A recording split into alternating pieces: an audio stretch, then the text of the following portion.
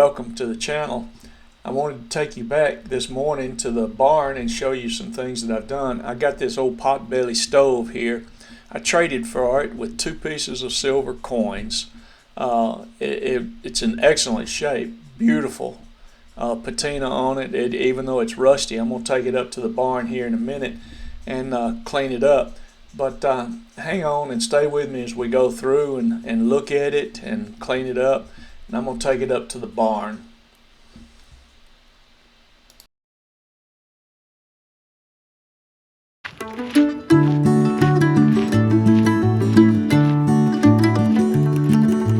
Martha came from off the farm, ran right up, jumped in my arms. I said, "You're coming home with me today.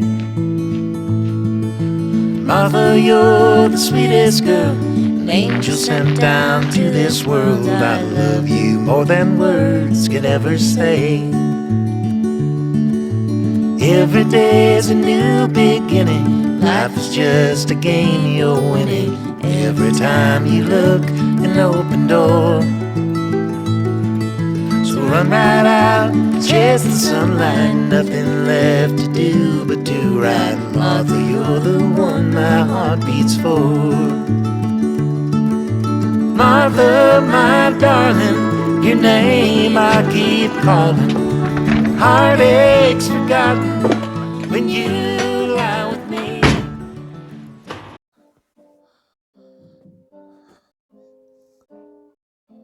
Okay, I got this old stove, this old caboose stove. It's a reproduction of the cast iron stoves that were in railroad cars at the caboose. And it's in excellent shape. As you can see, it's got some surface rust on it. Not going to have to do a whole lot to it other than clean it up and put another finish on it. The one time when I was talking about finish, I'm not going to paint it. I'm going to put some vegetable oil on it. And I've already done this top here, and I'll show you what I mean. I sanded the top of this Potbelly stove, and now I'm going to put some vegetable oil on it. This is just plain vegetable oil, nothing more. A lot of people paint these and then wonder why they smoke so bad. And it takes a while to get the paint off of them, so why do you want to paint it if you're going to have to remove the paint? So what I'm going to do is what we normally do even with a cast iron skillet, is re-season it. And the way that you re-season them is with a little vegetable oil. And I'm already seeing a great difference in what this cast iron looks like.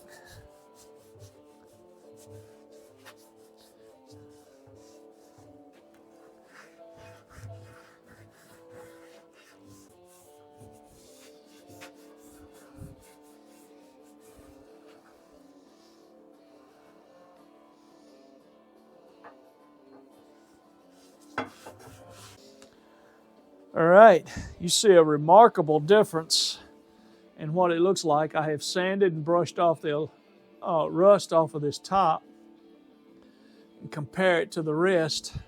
I've done a little bit of wire brush removing surface rust, and that's about all that's on this particular stove is surface rust. So I'll go ahead and clean the rest of that off and finish it with vegetable oil. And all you can see here is that I'm just getting this surface rust off.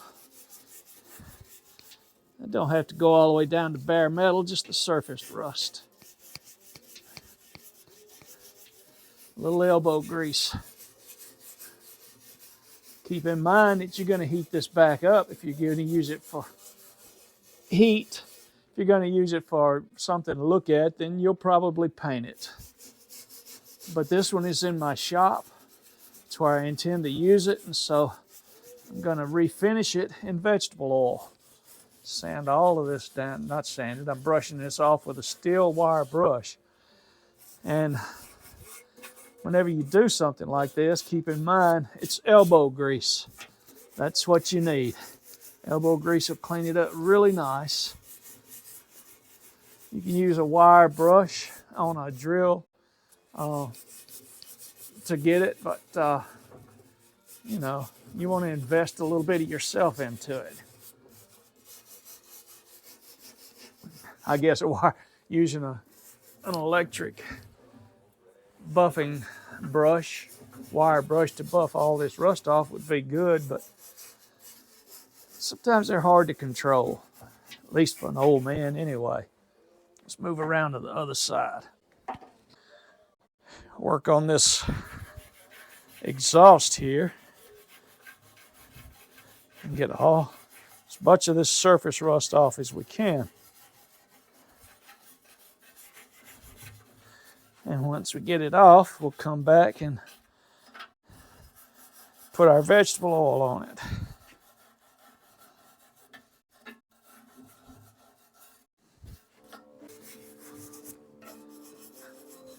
This is going to get hot from the exhaust, so don't have to do a whole lot to it. I'm just brushing the surface rust off.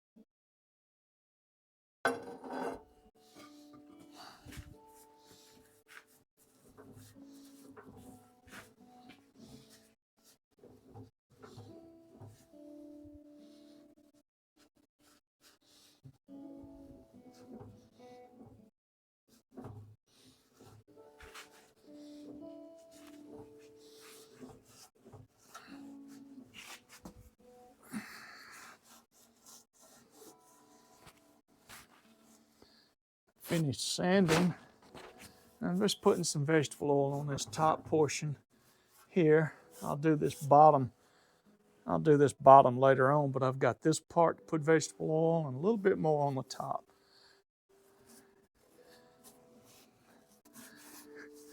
I was looking for a way to heat my shop in all of this cold weather, and I tried several things to heat it with. It's a non-insulated shop, but it's still a comfortable shop. It's crowded as all get out.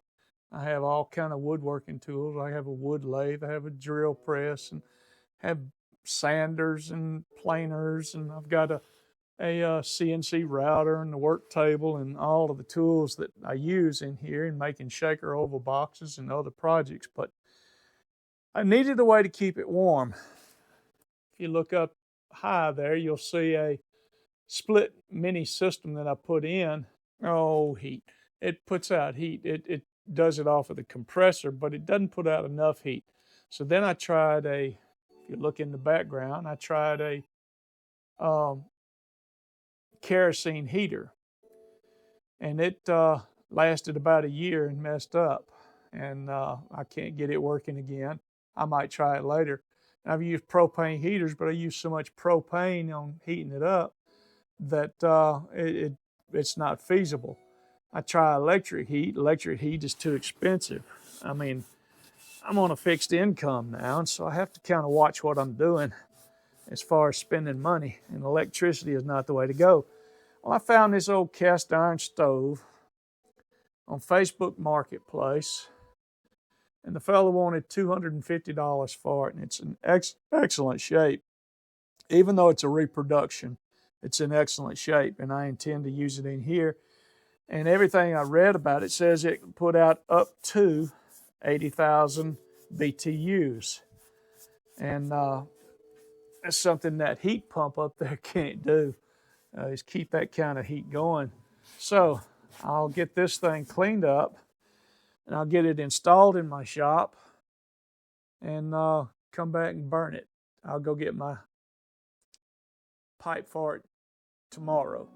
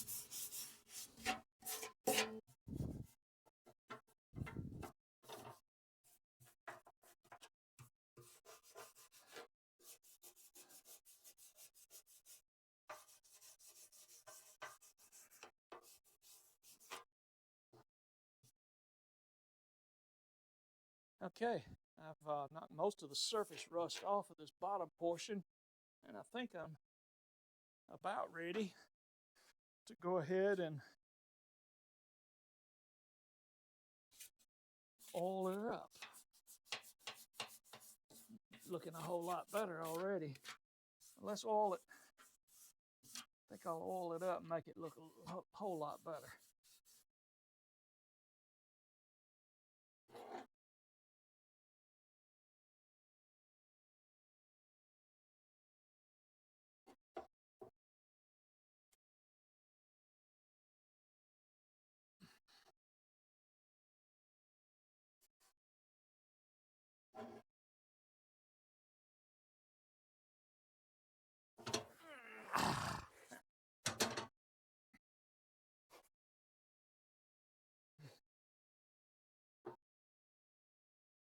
Pour a little oil on there. Oil this plate well. Get plenty of it on there. There's no need in going into the ash pan, because it's going to be hot most of the time anyway. But we'll get all these sides and everything here.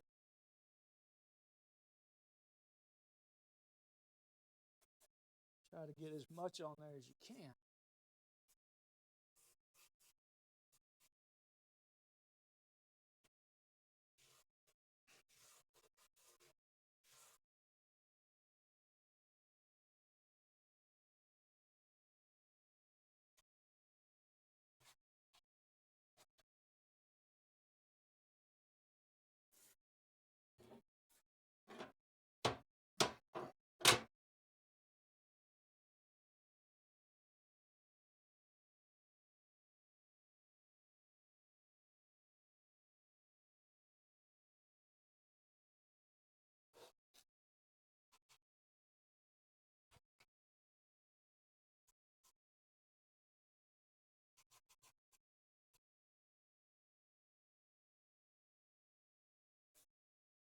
really looking forward to getting this thing burning. All the manual says that it's meant for coal, but a 40-pound bag of coal is too expensive. I've got 45 acres of hardwood that I use for firewood in the house, and this supplements my heater. The firewood supplements my heater, but keep in mind that I'm going to use this out here in my shop to keep it warmer, and I'll pray that it does a good job. But looking at the two parts here, this is the part where I had brushed off the surface rust. This is the part where I put the oil on, and it's already looking better and better and better. Now I'll work my way around, and I'll come back in a few minutes and show you what it looks like and give you a walk around.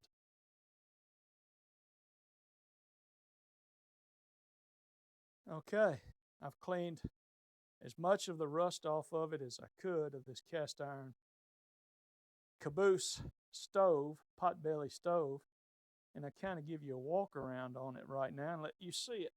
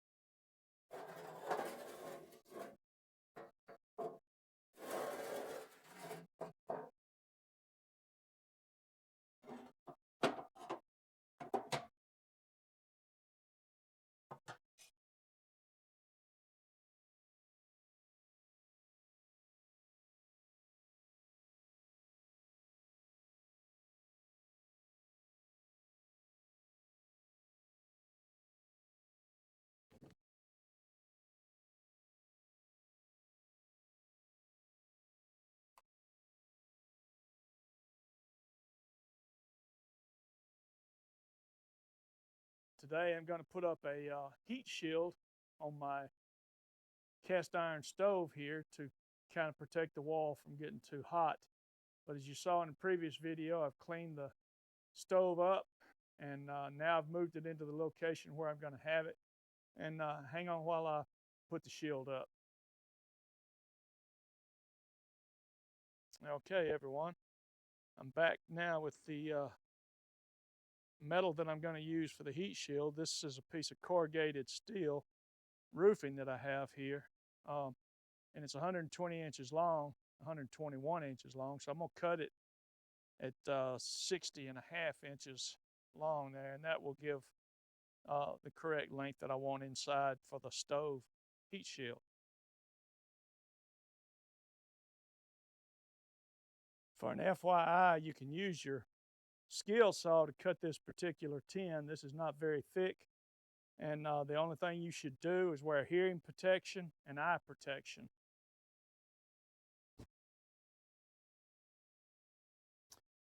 Okay, I've marked this off where I want to cut it at 60 and a half inches, so I'll go ahead and cut it now.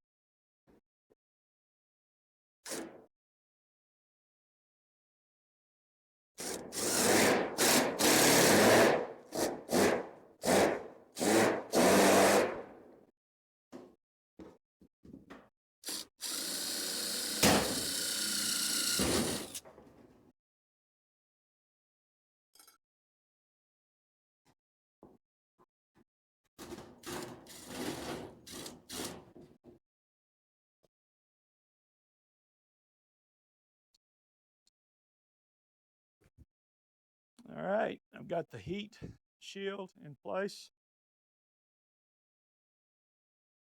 And I'm waiting on the stovepipe. I'm waiting on the stovepipe to come in. And I'll get it set up. And I'm going to put a thimble through the wall there to keep heat from building up on that. And it'll go outside for about 15, 20 inches and then curve up. And it'll have a chimney pipe on, a chimney cap on the top of it there.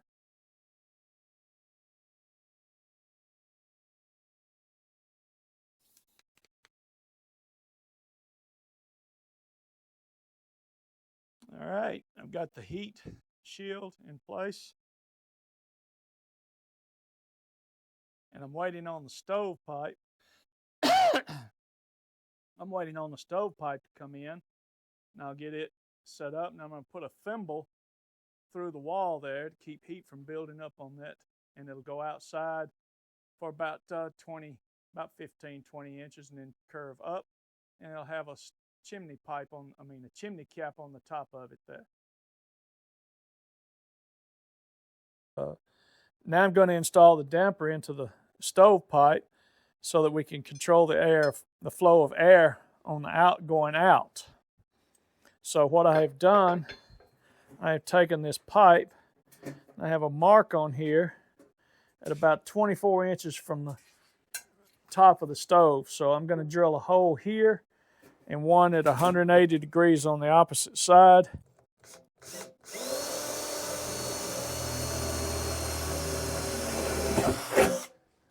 Okay, the other hole is going to be 8 inches from the top here.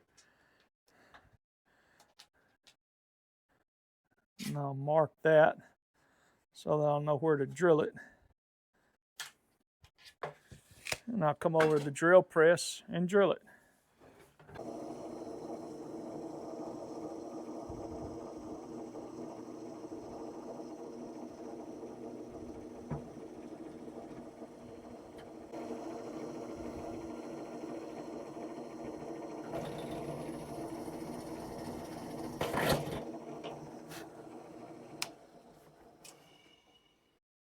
Now what I'm going to do is install the damper into the stovepipe.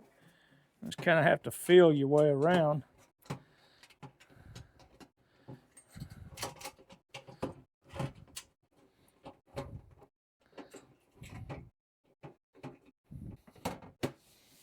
Okay, I have it in. Turn it one way to close it and the other way to open it. And what that does, it just slows the air exhaust down to allow it to retain the heat or the air inside the oven, or the stove rather. Okay, that takes care of the damper. Okay, I've put the stovepipe in up to this point here, and I have the damper installed to restrict the airflow on the exhaust. And next, I'm going to install the spindle for the stovepipe to go outside.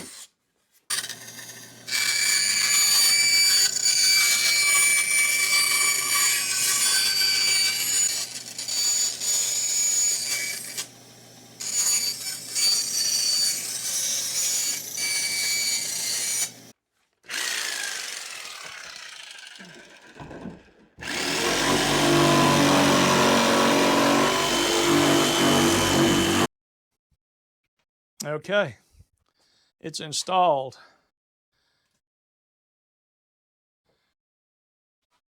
I had the thimble put in and the pipe is surrounded. I still have some insulation to put in on the outside, but it is in. And this thing is heating up nice. This entire shop is getting warm. Of course, it's not very hot today, but this cast iron Potbelly stove is going to be the salvation of this shop in order to work in the wintertime. It's nice, it feels good, and I'll show you the outside. The only thing I have to do, it's drawing well. The only thing I'm going to have to do is I've got another section of pipe coming in. I'm going to put it on there and anchor it where it'll stay in position. But it's burning really good. It's burning off all the black paint on the inside of the pipe. I can smell that. and I'll go back inside.